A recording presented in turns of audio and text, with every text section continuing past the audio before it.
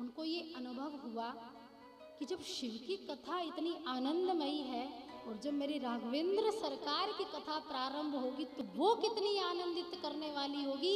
यही सोचकर भारद्वाज मुनि ऋषि के मन में प्रेम और बढ़ गया राम के प्रति कि मेरे राम का स्वभाव कैसा होगा। जब शिव की प्रकाष्ठा इतने उच्चतम शिखर पर है, इतने श्रेष्ठ हैं, तो मेरे राम कैसे हुए। ऐसे श्रोता बने, ऐसे श्रोता होने चाहिए जैसे भारद्वाज ऋषि। भारद्वाज ऋषि ने पूरा शिव चरित्र श्रवण किया, लेकिन बीच में याज्ञवल्क्य जी को कहीं नहीं रोका। ये प्रेम है, ये अनुराग है। जैसे कि घर में माताएं होती हैं ना, हा? सुनने वाला भी आनंदमयी हो जाता है और सुनाने वाला भी आनंदमयी कब हो जाता है? जब सुनने वाले की श्रद्धा और विश्वास अटूट हो तो सुनाने वाले का आनंद भी और दुगना और तिगना हो जाता है, क्योंकि आपके अंदर क्या दिखाई दे रहा है? सुनने की जिज्ञासा प्रवृत्ति दिखाई दे रही है।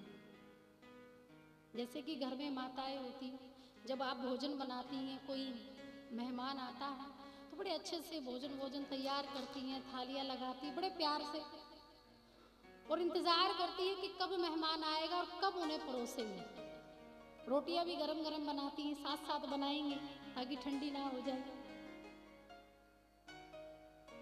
जैसे ही मेहमान आते हैं, बैठते हैं, आप उन्हें भोजन परोसते हैं तो जितना आनंद खाने वाले को आता है उतना उससे भी दुगना आनंद किसको आता है?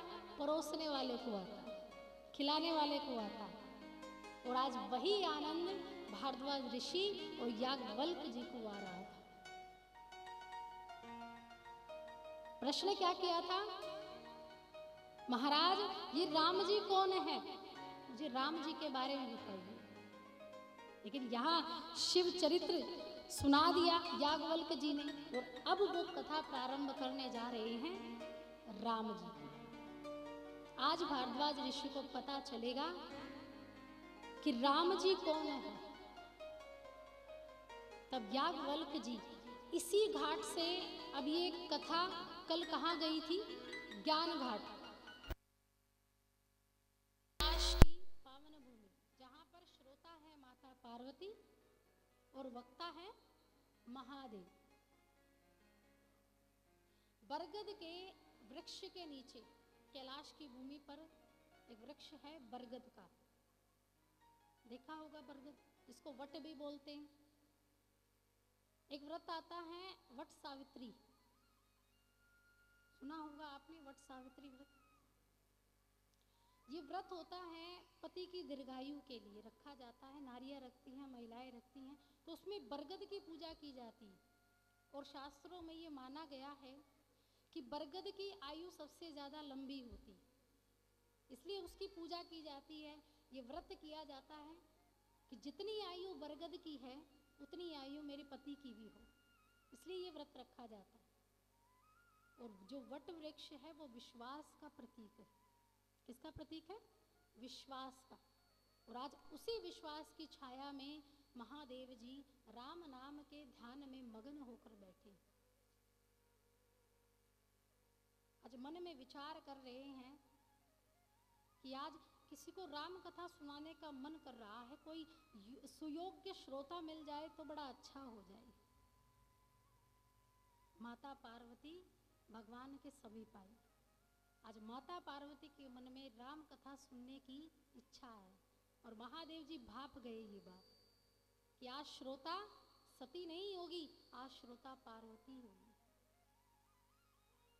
और उससे भी ज्यादा धन्यभागी कथा वक्ता के रूप में मैं हूं कि जो राम की लीलाओं का मैं बखान करूंगा। तो यहाँ माता पार्वती आती हैं और भगवान महादेव जी के चरणों में बैठ जाती। महादेव जी ने पूछा कि बताइए क्या चाहिए। अब जानते तो महादेव जी थे, लेकिन माता पार्वती के मुख से निकलवाना चाहते थे। तब यही प्रश्न माता पार्वती करती है महादेव जी से कि प्रभु, आप जो अपनी समाधि में राम राम करते हैं। अब जैसे ही ये कहा कि राम जी कौन है और जो आप समाधि में राम राम करते हैं क्या ये वही राम है, तो महादेव जी को फिर से संशय उत्पन्न हो गया कि सती जब थी तब भी यही प्रश्न किया था, तब भी पार ब्रह्म परमेश्वर पर उन्होंने उंगली उठाई थी, शंका उत्पन्न की थी, लेकिन आज पार्वती कहीं फिर से शंका में ना डूब जाए कि कहीं अब बड़ी मुश्किल से ये दोबारा द्विज योनि मिली है, मानव तन मिला है, कहीं फिर से सती को त्यागना ना पड़ जाए। लेकिन नहीं, आज सती वही आज विश्वास वट वृक्ष की छाया में बैठी थी, तो आज ये संशय समाप्त होने वाला था। तो आज माता पार्वती ने पूछा कि प्रभु ये राम जी कौन है, मुझे राम जी के बारे में बताइए।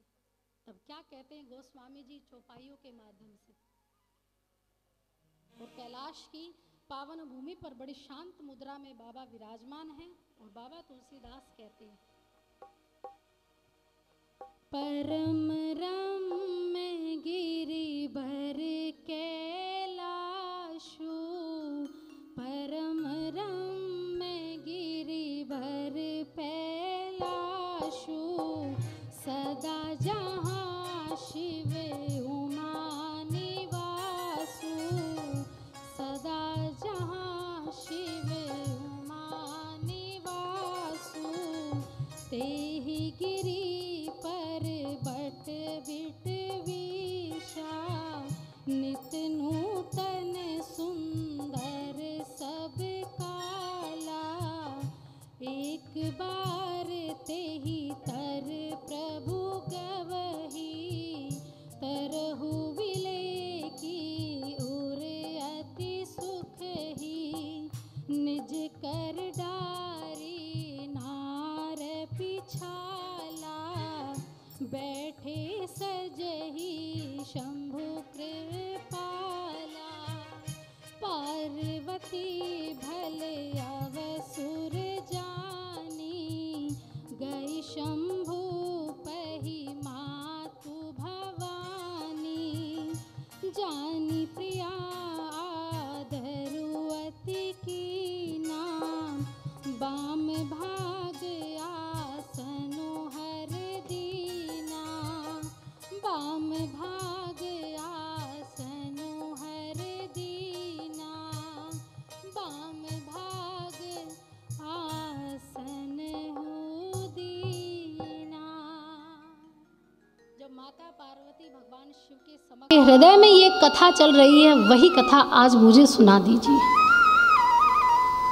जैसे ही पार्वती जी के मुख से ये वचन सुने तो आज बाबा गदगद हो गई कि पार्वती, मुझे विश्वास नहीं था कि तुम आज राम कथा सुनने आई हो। धन्य है ये वट का वृक्ष, धन्य है ये स्थान, स्थान की बड़ी महत्वता है। संगति स्थान पर भी निर्भर करती है और व्यक्ति पर भी निर्भर करती है। व्यक्ति पर तो निर्भर करती ही है, लेकिन साथ साथ स्थान पर भी निर्भर करती। जैसे मधुशाला, मधुशाला मदिराशाला, अगर वहाँ आप बैठेंगे, किसी को भले ही किसी ने पीना छोड़ दिया हो, लेकिन जब वो हर रोज़ वहाँ जाकर बैठेगा, किसी को देखेगा तो पीने की लालसा उत्पन्न होगी। तो वो भी एक दिन मना करेगा, दूसरे दिन मना करेगा, लेकिन तीसरे दिन भी उसके हाथ में गिलास होगा। वैसे ही दूसरी ओर जब व्यक्ति मंदिर में जाता है, भले ही घर से आप अशांत हो, लड़ाई झगड़ा कर कर आए हों, लेकिन जैसे ही मंदिर में प्रवेश करता है तो शांति भी स्वतः ही प्रवेश कर जाती है। और जैसे ही भगवान के विग्रह को देखते हैं तो वही वो जो घर में अशांति फैली हुई थी, फिर वो शांति में परिवर्तित हो जाती है। तो स्थान भी बड़ा महत्व रखता है। तो उसी स्थान का प्रभाव जो कैलाश पर महादेव जी पर था, वही प्रभाव आज माता पार्वती पर हो गया। और उसका परिणाम क्या हुआ कि माता पार्वती ने ये प्रश्न किया कि महाराज मुझे बताइए कि राम जी का चरित्र कैसा है, मुझे बताइए कि भगवान अवतार लेकर क्यों आए, क्या कारण था कि भगवान को, अब देखिए भगवान उद्धार करने के लिए, राक्षसों का उद्धार करने के लिए इतनी सामर्थ्यता है कि ऊपर से भी कर सकते थे, भगवान एक भ्रुकुटी हिला दे तो न जाने कितने निशाचर मारे जाए, कितने राक्षस मारे जाए। तो क्यों ये मनुष्य देह लेकर आना पड़ा, क्या कारण था? तब महादेव जी माता पार्वती को श्री राम अवतार के कारणों की कथा श्रवण करवाती कि राम जन्म के हेतु अनेका, कि देवी राम जन्म के अनेक कारण हैं जिसके कारण भगवान को ये मनुष्य देह प्राप्त करनी पड़ी। पिता परमेश्वर पूरे जगत के दाता, अभी प्रभु विश्राम कर रहे हैं, अभी किसी को मिलने नहीं दिया जाएगा। अब सनकादि ऋषियों ने बार बार विनती की कि हमें प्रभु से मिलने दो। जय विजय ने कहा कि बिल्कुल नहीं। अब 3 बार कहा सनकादि ऋषियों ने कि प्रभु से मिलने दो, बोले नहीं। बोले प्रभु से मिलने दो, बोले नहीं। तो तीसरी बार तो सनकादि ऋषियों ने श्राप दे दिया।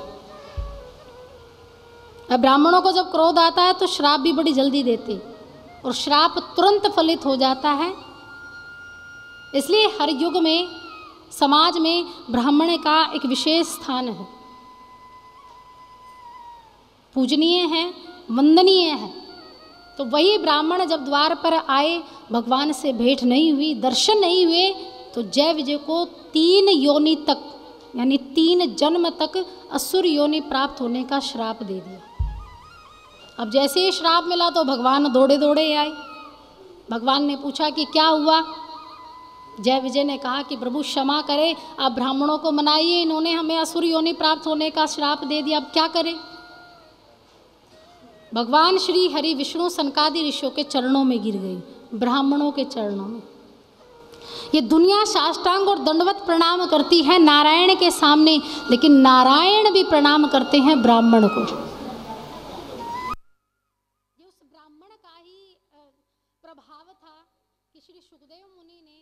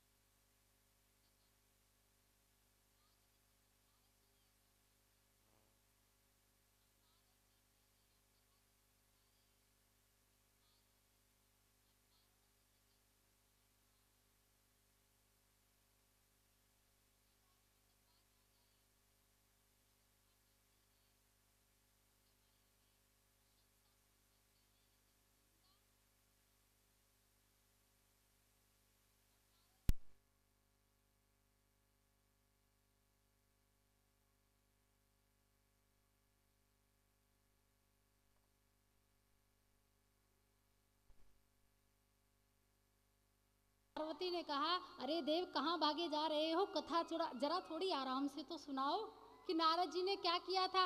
बोले देवी रहने दो, हम आगे की कथा सुनाते।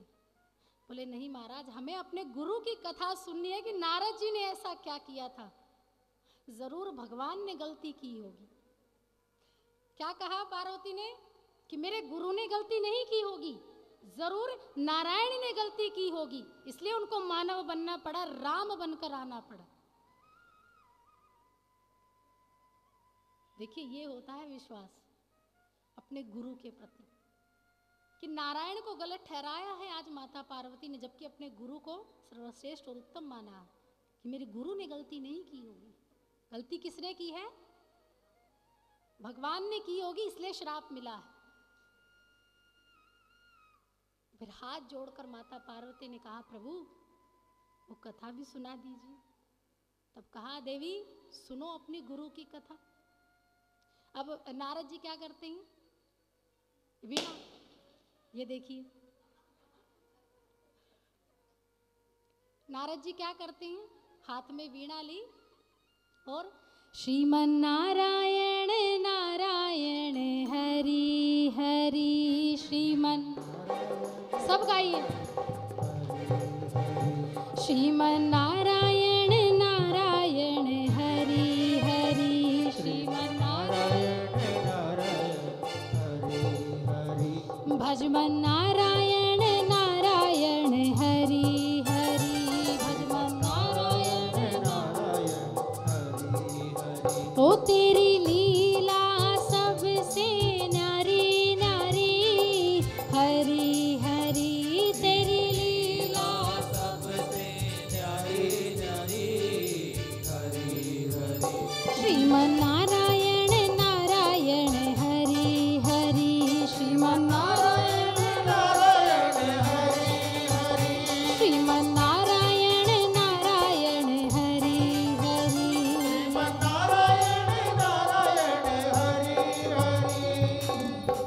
अब यहाँ नारद जी अपने वीणा पर श्रीमन नारायण गाते हुए आज सरोवर के निकट सुंदर भवन के पास, कुटिया के पास पहुंचे। वीणा पर भगवान का नाम संकीर्तन करते जा रहे हैं, नारायण नारायण गुरु मंत्र जपते हुए जा रहे हैं। और बड़े सुंदर स्थान पर आज नारद जी आकर बैठे, और जैसे ही आकर बैठे तो सुंदरता ने नारद जी को ऐसा मोहित कर लिया, उस राम नाम में ऐसा डूब गए कि आसपास क्या हो रहा है उसका कोई आभास नहीं हुआ।